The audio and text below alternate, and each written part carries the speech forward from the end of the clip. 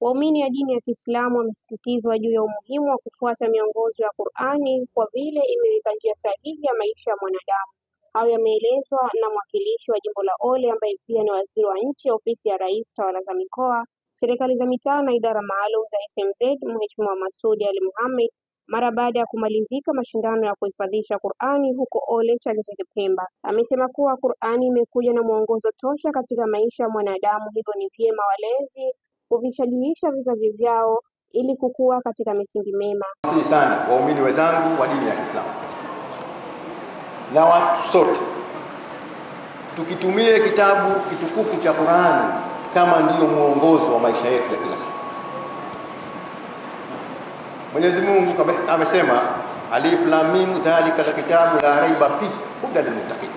Kuna kitabu chochote ambacho kinaweza kikatuongoza vizuri tukaishi kwa amani, tukaishi tukiwa wamoja, tukapendana, tukaondoa chuki, tukasaidiana, tukafaana, tukakemea maovu yote yasiyopendeza jamii na yasiyompendeza Mwenyezi Mungu, isipokuwa msingi mkubwa ni kukifuata kitabu cha Mwenyezi Mungu ambao ni Qur'an tukufu.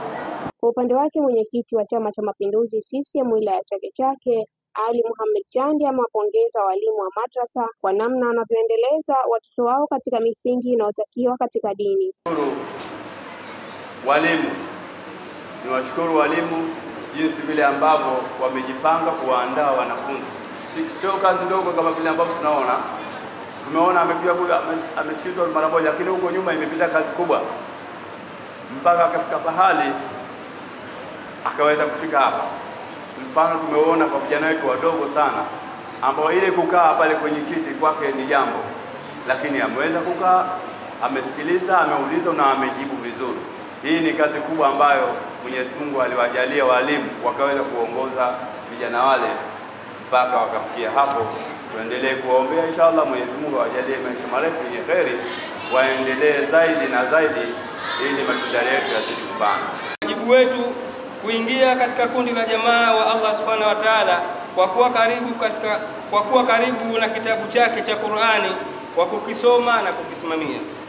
Mheshimiwa mgeni rasmi, kwa vile mwezi wa Ramadhani ndio mwezi ambao ndani yake imeshushwa Qur'ani, hivyo ni wakati bora wa kuzidisha juhudi za kuisoma na kuisimamia Qur'ani.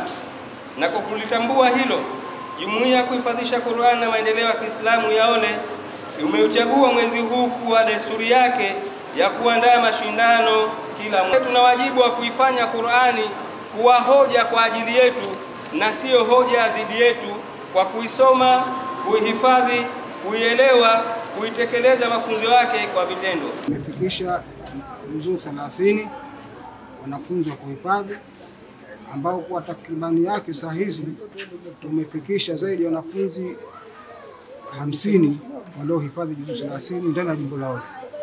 Kwa hiyo kwa kweli ni maendeleo makubwa kwa jumuiya na tunajivunia kwa kutosha. Katika mashindano hayo zaidi ya wanafunzi 130 kutoka jimbo la Ole na majimbo mengine walioshiriki mashindano kuanzia juzuu 1 hadi 30 ambayo yameandaliwa na Jumuiya ya Kuhifadhisha Qur'ani iliyopo Ole Dodo wamepatiwa zawadi na mwakilishi huyo, ikiwa ni mwendelezo wa kuyadhamini mashindano ndani ya jimbo hilo kwa miaka mitatu sasa. Kutoka Pemba, Fatuma Suleiman.